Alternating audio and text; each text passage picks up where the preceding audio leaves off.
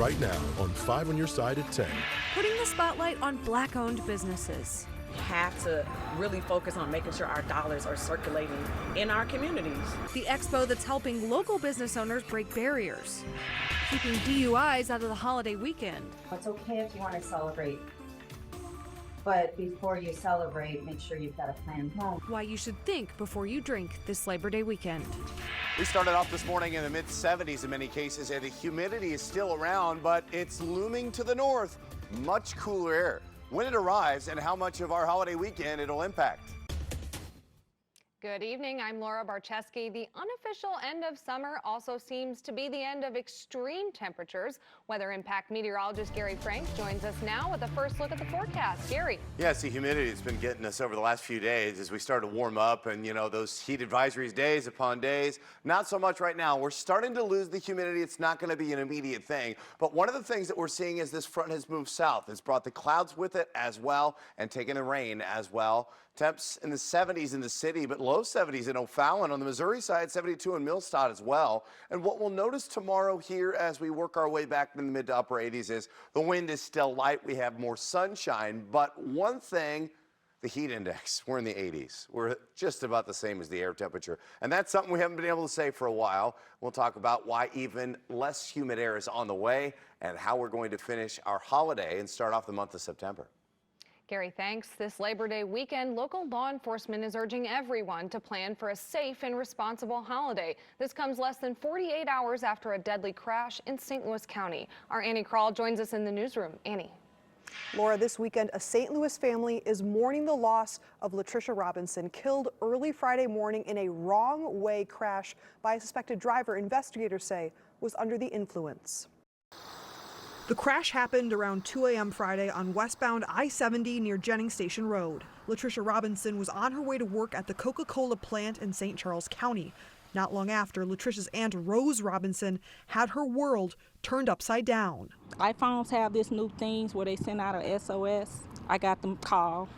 She's been in an accident, and it shares your exact location. Try to call her, no answer. Missouri State Highway Patrol says a woman was driving the wrong way when her Chevrolet crashed into the driver's side of Latricia's car. The 32-year-old died at the scene. Investigators say the other driver, a 27-year-old woman from Madison, Illinois, suffered serious injuries and was arrested for DWI but hasn't been charged. I want her prosecuted to the fullest for taking my baby's life. Latricia had a 12-year-old son and 2 daughters, ages 15 and 8. National Ambassador for Mothers Against Drunk Driving, Sheila Lockwood, lost her son 6 years ago. This McHenry, Illinois single mom hugged her 23-year-old son, Austin, on June 8, 2018, telling him she loved him and to be safe, like so many mothers do, while helping a friend clean up a Wisconsin cabin. The next thing I know, June 10th, on Sunday morning, 2 police officers came to my house at about 5 a.m.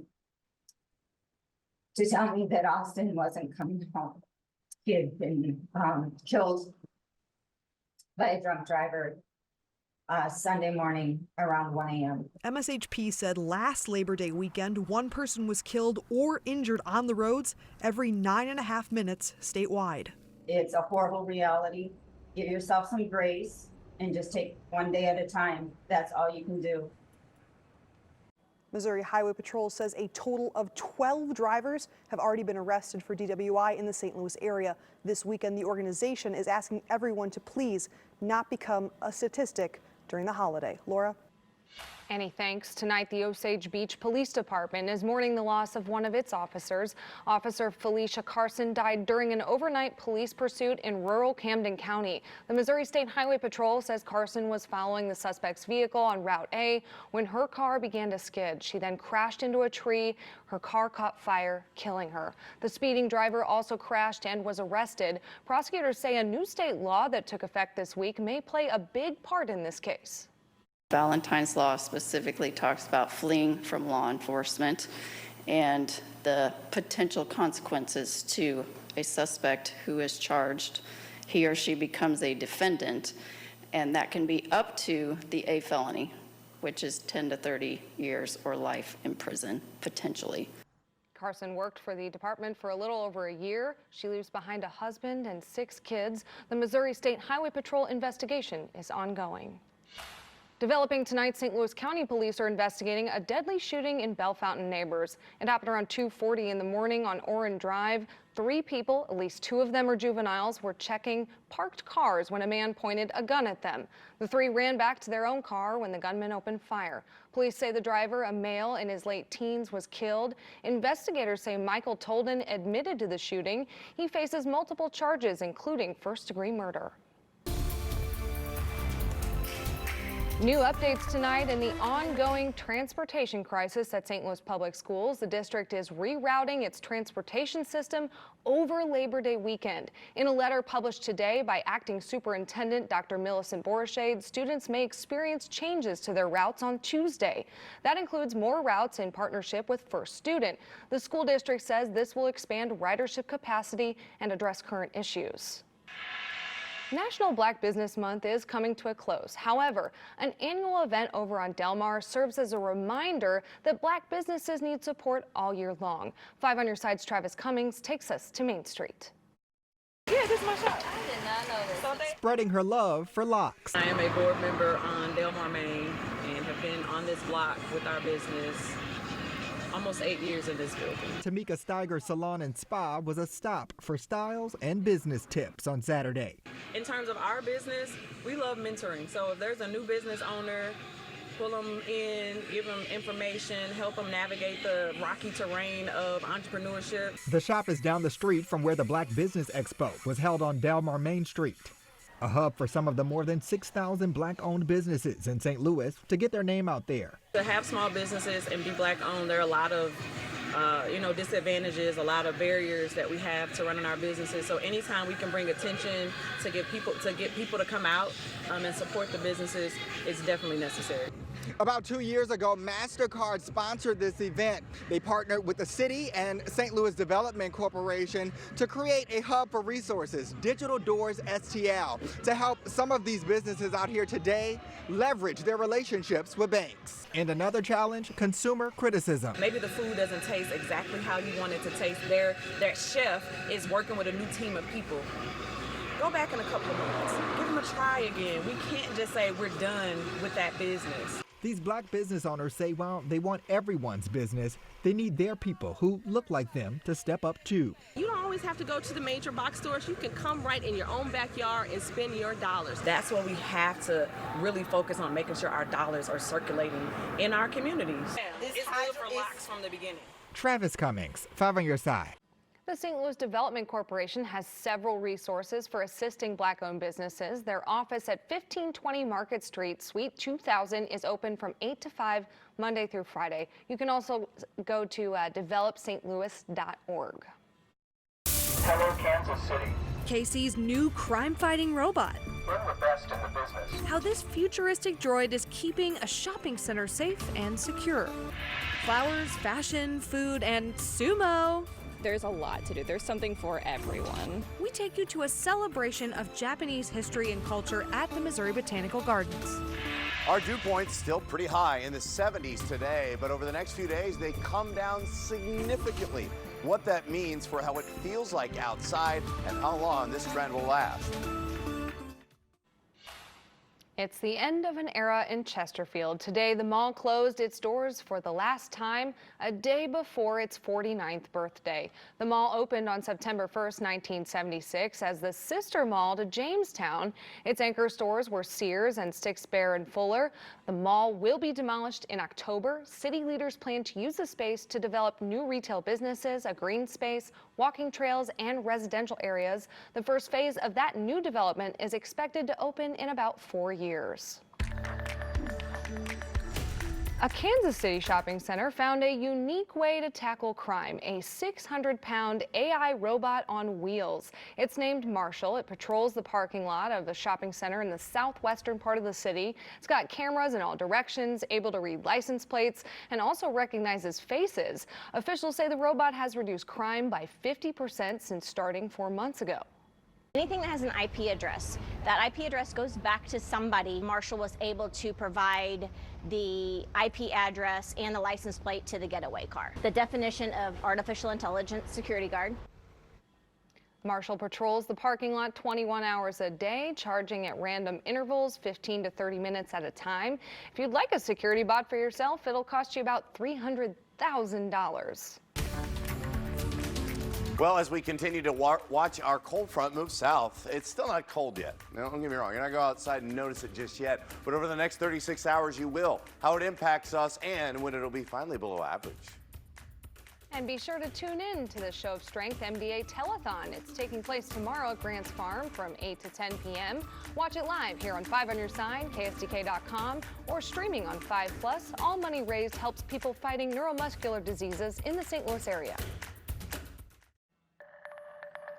Beautiful flowers, delicious food, and thrilling sumo fights. It's happening all weekend long at the Japanese Festival. 5 on Your Side's Mercedes McKay shows us what you can experience at the Missouri Botanical Gardens. We've been doing this for 47 years, and it's really become a tradition, not only for St. Louis, but just for the Japanese American community at large. It's one of the largest Japanese festivals in the United States. And for many St. Louis families, spending Labor Day weekend here at the Missouri Botanical Garden is a given. We have tickets that sell out for certain exhibits like 2.5 months in advance. So I think St. Louis has just really adopted this festival and made it part of that yearly calendar to look forward to. With an estimated 45,000 people throughout the weekend, the festival embraces Japanese customs with food, fashion, and more. Just the environment and the culture here, there's a lot to do. There's something for everyone. Steve Shee continues to come year after year, sharing his food made from family recipes as he carries on his father's legacy. I was working for him, and then now he's working with us. You know, it's a family business. Opening up Poke Doke with his siblings in 2017, Shee has spent the past 7 Labor Day weekends at the Japanese festival. It exposes people to the type of food that we can offer, the type of artwork, the performances. You know, there's so much that goes on in this festival that people could really immerse themselves in the Japanese culture. Offering new and exclusive items for festival goers only, including made from scratch gyoza and Sakura Rose boba tea. They have beautiful cherry blossoms here, so you know you could sip on the Sakura Rose and also have a nice view of their gardens. Soaking up the view while experiencing this culture is something organizers say is a privilege. We're honored here in St. Louis to have that and to just come out and have a good time while you're learning about culture as well. Mercedes McKay, 5 on Your Side.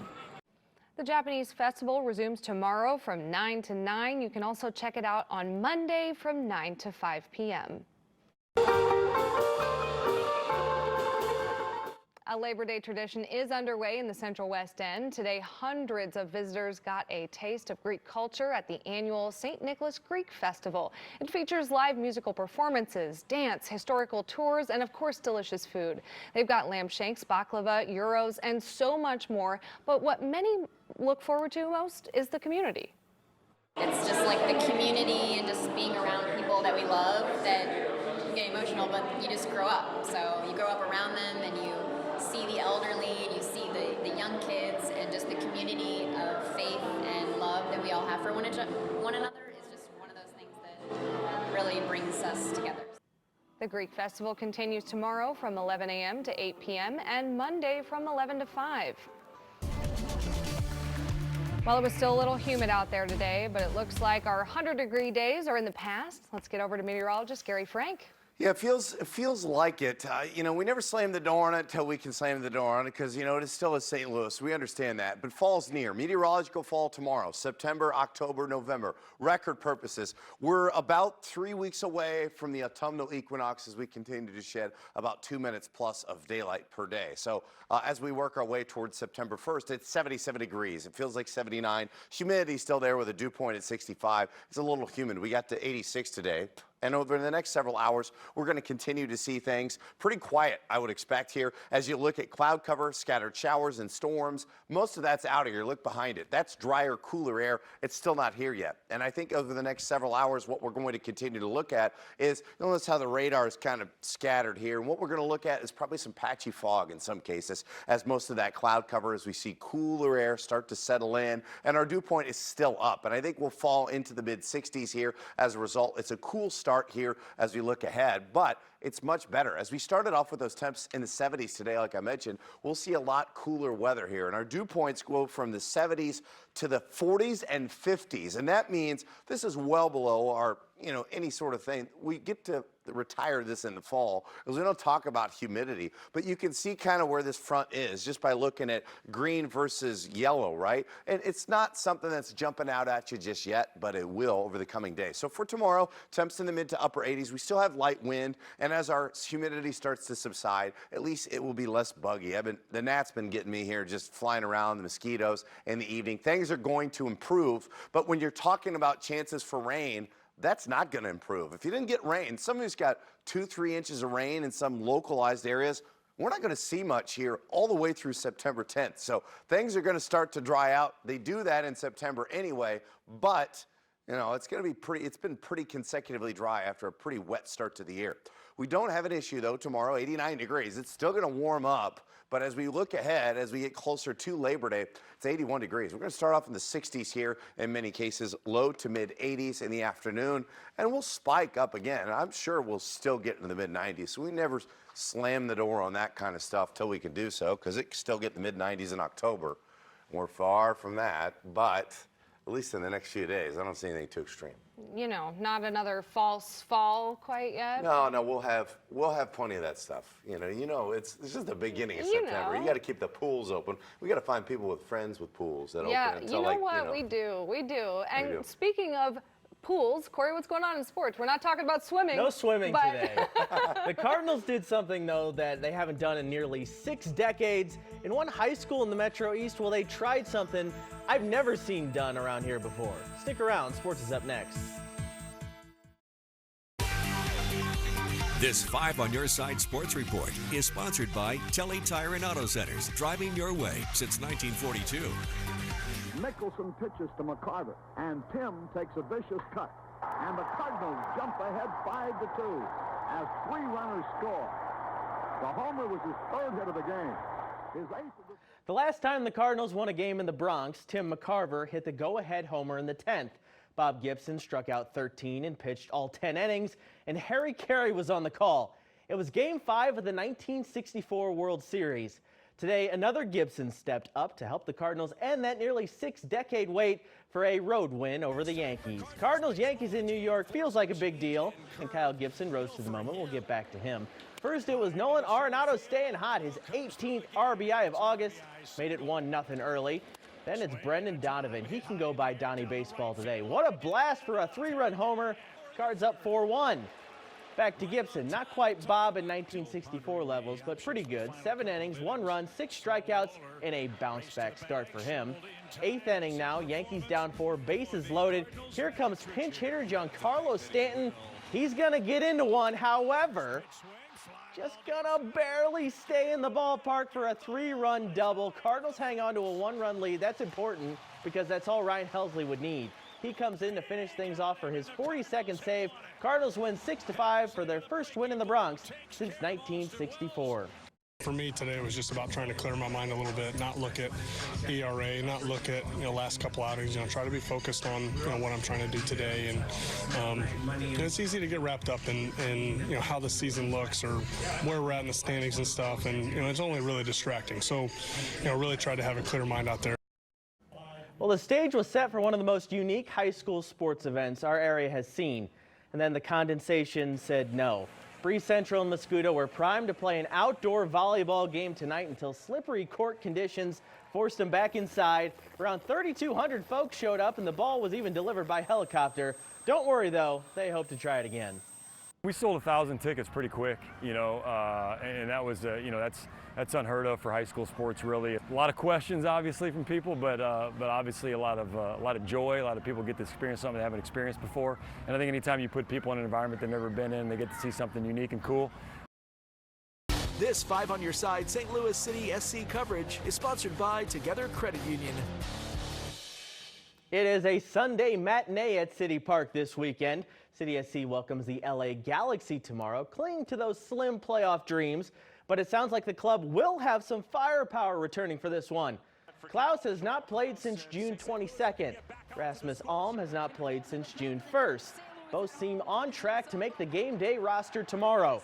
It's fair to say Coach Hackworth cannot wait to have even more weapons at his disposal.